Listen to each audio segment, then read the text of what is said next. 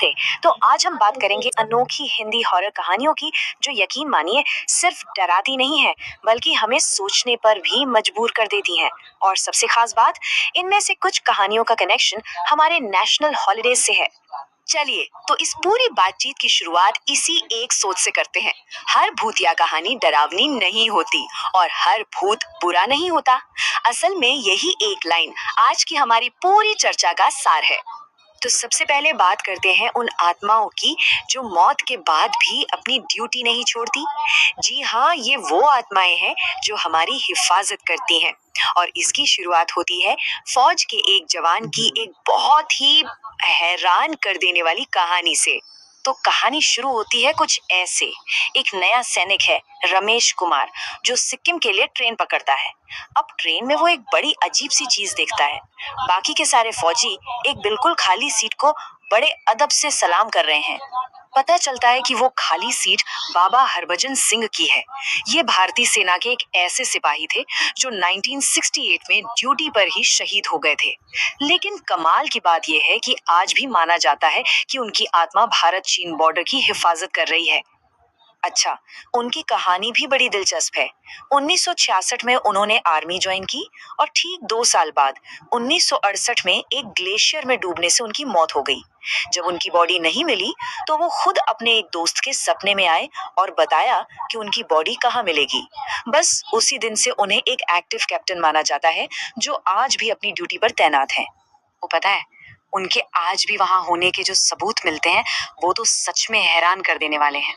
जरा सोचिए, रोज सुबह जब उनका बिस्तर देखा जाता है तो उस पर सिलवटें होती हैं, बिल्कुल वैसी जैसे कोई रात भर उस पर सोया हो।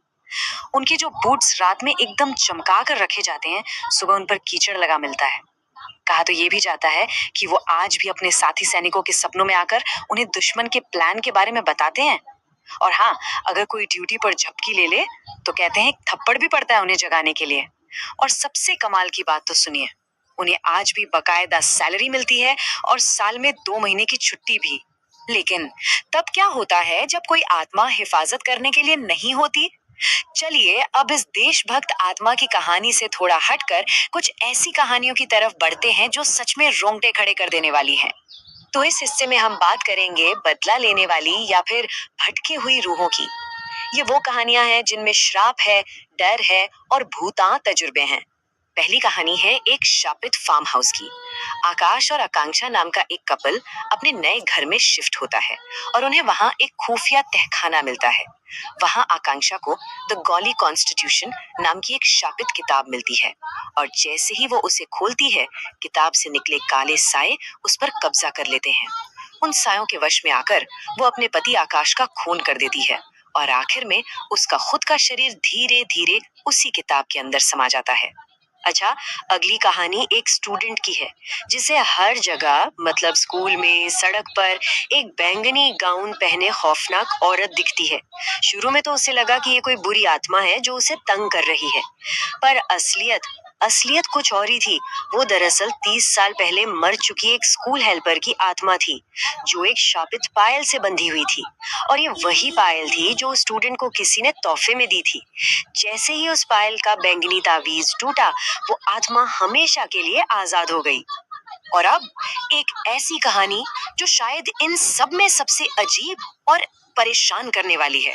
बस एक बार सोच कर देखिए, सुबह के 4 बज रहे हैं, सड़क एकदम सुनसान और एक पुलिस ऑफिसर की नजर एक छोटी सी बच्ची पर पड़ती है। वो बच्ची पता है क्या कर रही है? चुपचाप सड़क के पत्थर पर अपनी पेंसिल घिस रही है, उसे नुकीला बना रही है। इसके बाद क्या हुआ ये किसी को नहीं पता। बस ये एक इमेज है, एक ऐसा सवाल जो दिमाग में बस जा जाता है और जिसका कोई जवाब नहीं है। चलिए इन डरावनी कहानियों से निकलकर अब अपनी आखिरी कहानी की तरफ चलते हैं, जो हमें वापस हमारे मेन टॉपिक पर ले आती है। ये एक ऐसी मुलाकात की कहानी है जो जिंदगी और मौत से परे है, और ये हमें डराती नहीं बल्कि हिम्मत देती है। कहानी है 10 साल के अखिल की। वो रिपब्लिक डे के फंक्शन में बैठा बैठा बोर हो रहा था। तभी उसकी नजर एक बुजुर्ग फौजी अफसर पर पड़ी जो अकेले बैठे थे और उनका सीना मेडलों से सजा हुआ था। बस यही मुलाकात अखिल की जिंदगी बदलने वाली थी। जब उस अफसर ने अखिल से पूछा कि वो कहाँ से है, तो अखिल ने जवाब दिया, राजस्थान से। इस पर वो अफसर बड़े गर्व से बोले, राजस्थान से या हिंदुस्तान से? मैं कैप्टन जय सिंह हूँ, हिंदुस्तान से। ये एक लाइन, बस यही एक लाइन उस छोटे से बच्चे के दिल में उतर गई। पर इस कहानी का जो सबसे बड़ा ट्विस्ट है, उस एक नंबर में छिपा है। 6 महीने। हुआ ये कि बाद में अखिल के दादाजी ने उसे बताया कि कैप्टन जय सिंह का तो 6 महीने पहले ही देहांत हो चुका था। सोचिए, उस एक अलौकिक मुलाकात ने अखिल पर इतना गहरा असर डाला कि वो बड़ा होकर इंडियन आर्मी में मेजर बना। तो इन सारी कहानियों से हमें आखिर समझ क्या आता है? मतलब ये सिर्फ डराने के लिए तो है नहीं, इनके पीछे कहीं गहरे मतलब छिपे हैं। पहली बात तो ये कि इस तरह के किस्से भी देशभक्ति और फर्ज जैसी हमारी कल्चरल वैल्यूज को मजबूत कर सकते हैं। ये हमें बताती हैं कि हर भूतिया कहानी का मकसद सिर्फ डराना नहीं होता। कुछ कहानियां हमें प्रेरणा देने भी आती हैं। इन कहानियों में ये गहरा यकीन झलकता है कि देश की सेवा का जज्बा मौत के बाद भी खत्म नहीं होता। और हाँ, कुछ किस्से हमें ऐसे सवालों के साथ छोड़ जाते हैं जिनका शायद कोई जवाब ही नहीं है। और इसी एक अनसुलझे सवाल पर हम इस विश्लेषण को खत्म करते हैं। आखिर वो बच्ची सड़क पर पेंसिल तेज क्यों कर रही थी? शायद ये इस बात की याद दिलाता है कि हर कहानी का कोई सीधा साधा अंत नहीं होता, और कुछ पहेलियां शायद हमेशा पहेलियां ही रहने के लिए बनी होती हैं।